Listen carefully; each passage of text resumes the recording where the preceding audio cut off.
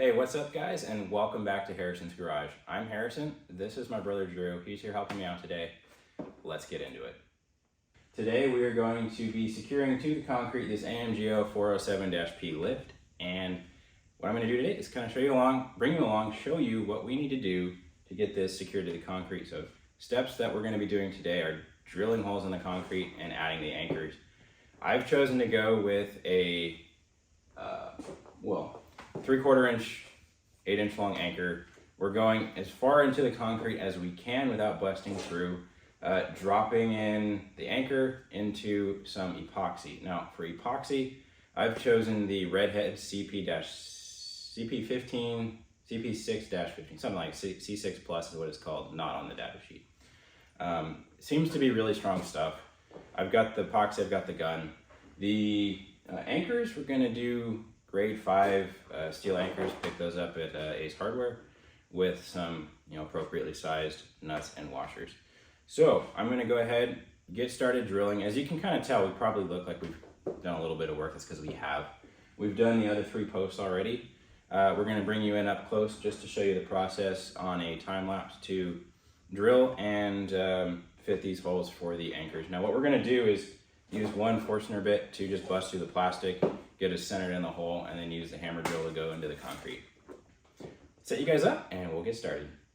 How's it going, guys? So as you will have seen in the last video, this lift is just a little bit weak on the shear strength. She's wobbling around, doesn't quite inspire confidence. Like Harrison said, we're bolting her down. Now to achieve that, what we're going to be doing is taking these 3/4 inch threaded rods, which are sized to the lift, and like he said, anchoring them in the concrete pad of this garage. Unfortunately, we only have 2 inches worth of concrete to anchor into. So what we're going to need to do is make sure we maximize the depth that we can epoxy this to without penetrating through the bottom of the pad, which would expose us to moisture ingress. So what we're going to do, we're going to drill right about 2 3/8 from the top of this steel. And that should give us between 1.5 inches and 1 3/4 inches of penetration into the concrete. So we'll maximize the surface area for the epoxy. If you're curious about the stack up, this is 3/8 steel plate. This plastic floor here is about 1/2 inch. You can go ahead and check out the floor video, just linked over there in the corner if you want to see more about the floor. And once we're through that, we're going to break out the hammer drill, bring it to the concrete, do all 4 sides and then all 4 posts.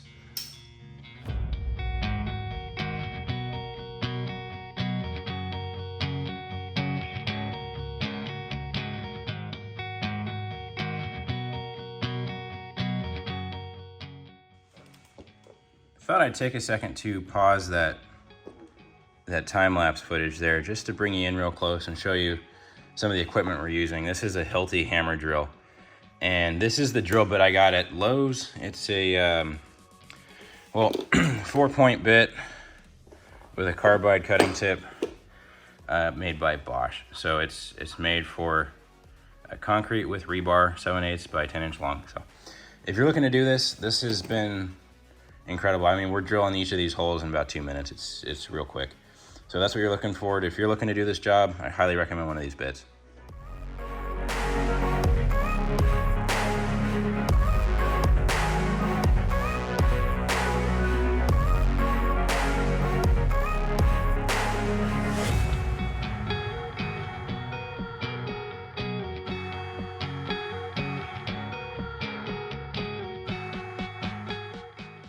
Okay, so now that we got the holes drilled, what we're gonna do is split tasks. I'm gonna blow out and then brush out these holes.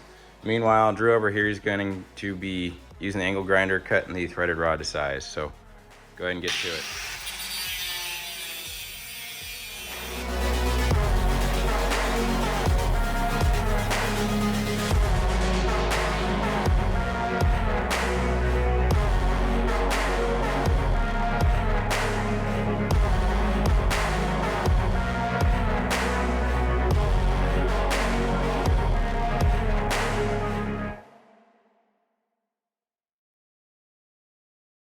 All right, guys, so it is a new day. I have gotten all the holes cleaned out. I last left off with you cleaning those out. I thought I'd take a moment now that I've done it and just kind of show you the process. I got some of these like steel wire pipe brushes off of Amazon with a drill attachment. just plunged it into the hole, hit it with the drill. Once I've drilled it out and knocked off all the debris off the sides, I hit it with compressed air from the compressor. I was running about 100 PSI. The directions for the epoxy say anywhere between minimum 50, maximum 100. I was right around, 80 to 100 when it was coming out of the gun. So that really is what you need. If you just use like a bike pump or just like some kind of a plunger, it's just not going to be enough pressure to get all the dust off the sidewall.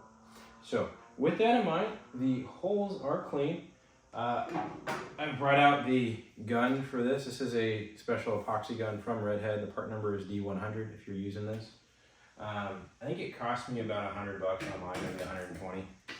And this is going to be the magic adhesive that makes all of this work.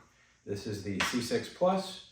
It's essentially the highest strength type epoxy I could find for this job. So I looked at a few others, but this stuff seemed to be way overkill, and that's what I wanted. So before we put on the rubber gloves and start squeezing this out, I figured I'd come over here and kind of show you bring you up kind of close and show you the exact stack up of what we're going to be doing with the bolts, the nuts, the washers, and so on.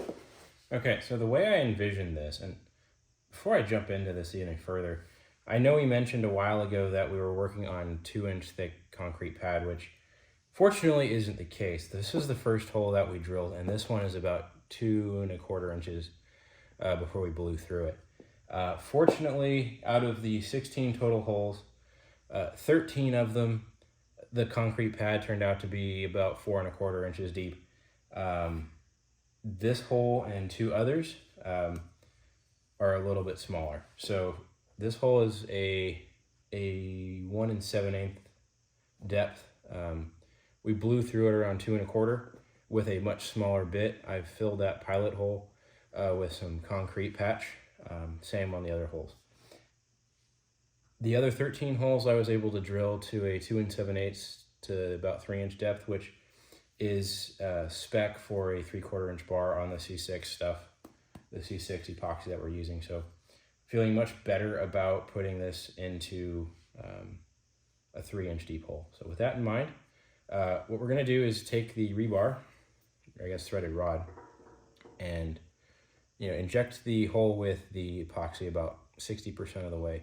As we drop this in, we're going to be rotating it clockwise until the threads hit the bottom, line it up with the center of the hole on the post, leave it to cure. Now, the overall stack up, once this is cured, I'm going to be lifting the post up and off. The reason I have the post kind of slightly off the ground now is to allow for me to come in and wipe off any squeeze out from here. I did not want to end up gluing the post to the tile on accident. So this will allow me to wipe off squeeze out on the tile. Once this is all secured, I'm going to lift this post up and over the top of all of these rods, at which point I will be threading on this nut, a washer, and then I will be putting the post back on top and then sandwiching this plate with another nut, another washer and nut. This will allow me to dial in essentially the height these posts sit off of the floor to get this platform completely level, because like I mentioned earlier, this floor has about a 2-inch height difference between this side of the garage and the back for drainage. And this will allow me to lift up this front post and leave the other posts stuck close to the floor. So with that in mind, I'm gonna go ahead and get set up with the glue gun and get ahead and put you on time lapse and get started filling these holes with epoxy, and hopefully get this knocked out tonight.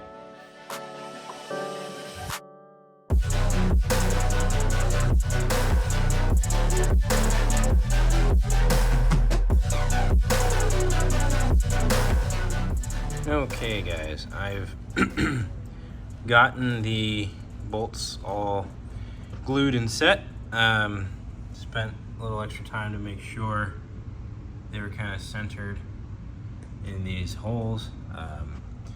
The sort of working gel time with this epoxy is 16 minutes at 70 degrees.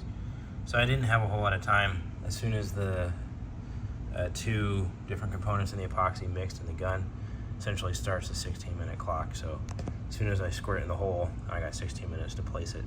So I was doing about 2 holes, just injecting, and then placing.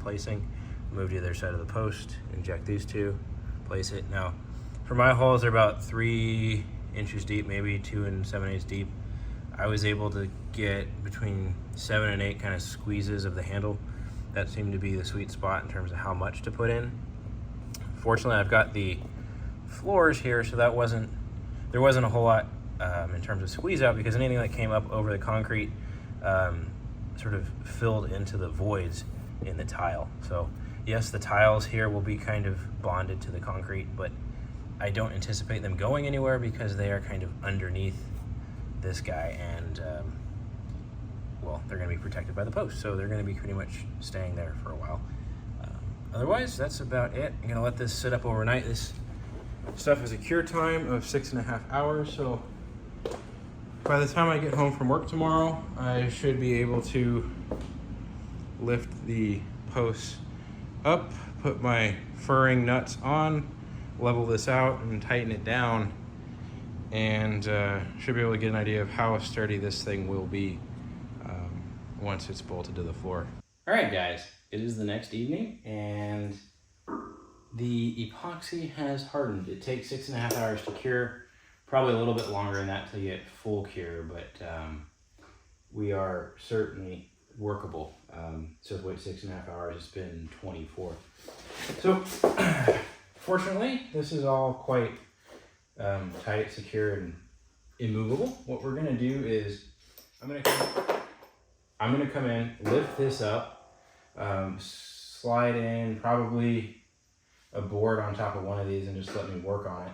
Get the other 3 done and then swap the board over. It'll make sense when I do it. What I'm gonna do is thread on one of these nuts and then a sort of fender washer on top of that. This will then sit down on the plate of this post will sit down on top of the flat washer. I will then run this other fender washer, which I had to clearance, as you'll see here, with the hacksaw. It took a couple minutes, wasn't too bad. On top of that, and then finally thread this nut on here. Now, the reason I chose this sort of method as opposed to just bolting it to the floor is it will allow me to dial in the height of each post and get the whole thing perfectly level, because this pad does have about a 2-inch slope between this side of the lift and the other side of the lift. So I'm gonna go ahead and, like the rest of this video, put you guys on time lapse and bring you along for this ride.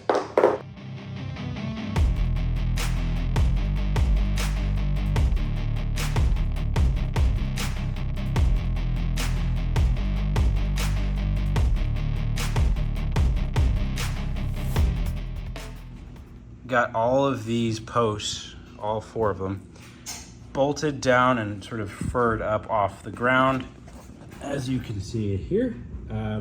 This one, I believe this post ended up being about 1 1/4 inch off the ground, whereas this post here is the highest. I guess this is where the ground is highest, so these nuts are right on the ground. Now, what we're going to be doing next is cutting these flush with the nut with the angle grinder. Once they're flush cut, I will be removing each nut and then threading on some putting on some red Loctite, rethreading the nuts and torquing them down appropriately. Once they're all torqued down, this lift will be pretty much there. I know during the time lapse you saw me using, it was essentially a string level. Basically I just pulled a string tight between each post.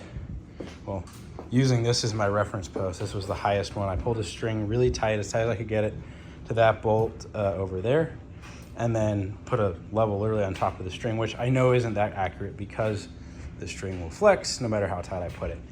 I did get pretty close. This post initially was a little low. Once I put the lift back down on the safeties, put a level on the lift, I was able to dial in each of the corners. It's bang on now. I did that off camera. I didn't need to see it. I'm gonna go ahead, put you guys on time lapse, get these ground down, and then meet back up with you once I've done the other posts.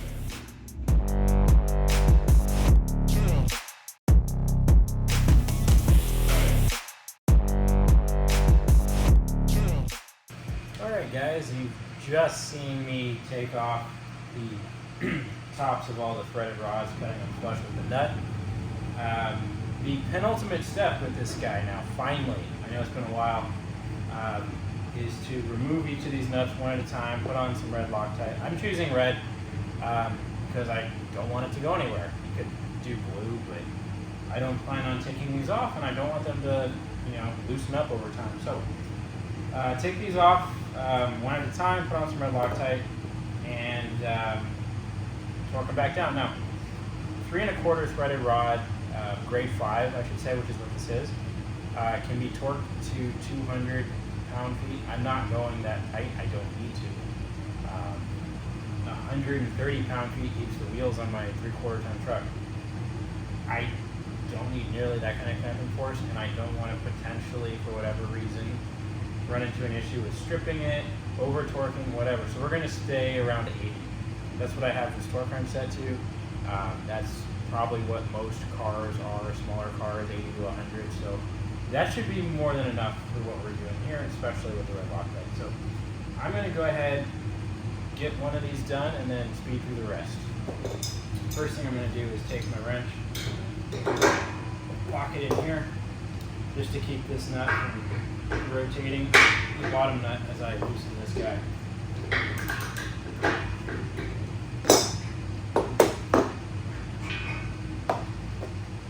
And now for the red Loctite, it does say to shake it before use, so that's what we did. And then just put on 1 drop. And I'm choosing to do 1 drop on each surface, so what can that hurt? And then simply thread it back on. And torque it down. Torque it down now. I'm going to torque it to 80.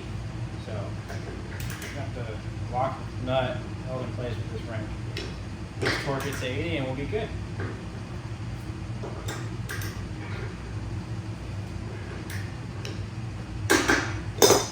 There we go. So that's 1 done. I'm going to go through the other 3 and then meet back up with you guys for the last step, which will be to grease these posts, run real smooth. So I'll meet back up with you when we go apply that. All right, guys, this is, well, the next weekend, but for you, it's seconds later. We left off with me torquing everything down. This is a Mazda Miata from, I think, 1991 or 92. It is the perfect test car for the lift because it's pretty similar in weight to what the 40 will be when it's finished. This particular Miata is an autocross car, so it's been completely stripped out. There's no soundproofing, there's a roll bar and race seats, and that's it. So it's lighter than factory. So hopefully this gives you an idea of what the lift will be like when the 40 is sitting on it. Which, by the way, I did hear from RCR today, will be in about 4 to 6 weeks. So new content incoming. I thought I would then just get this up in the air a little bit, test it out. I'll take it up a little bit more, leave it there overnight, and test it out on the way down in the morning. I'm going to go ahead, set you guys up here, and take it all the way up.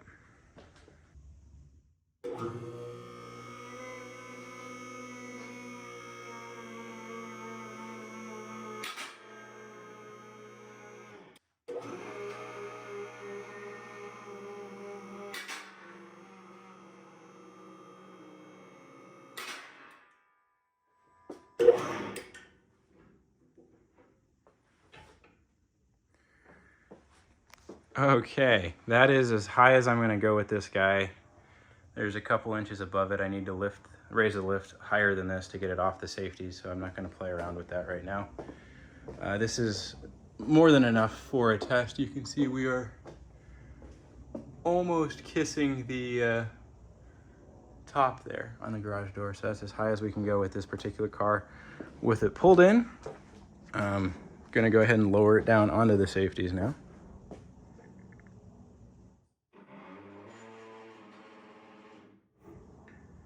There we go. So we are now on safeties. Comfortable getting underneath it. It's nice and safe. Give it a check here, see how sturdy this is now that it's bolted down. not going anywhere. And come underneath and see how it looks. That is quite a nice view. Yeah, I'm pleased with that, actually, for what it cost me, $2,800 to get a car 5.5 feet in the air in my own garage. That's perfect. All right, guys, this will complete part 2 of 2 on the AMGO 407P 4-post lift install. If you guys have any questions, put them in the comments below. Remember, like this video, subscribe to the channel, and as always, stay tuned for more.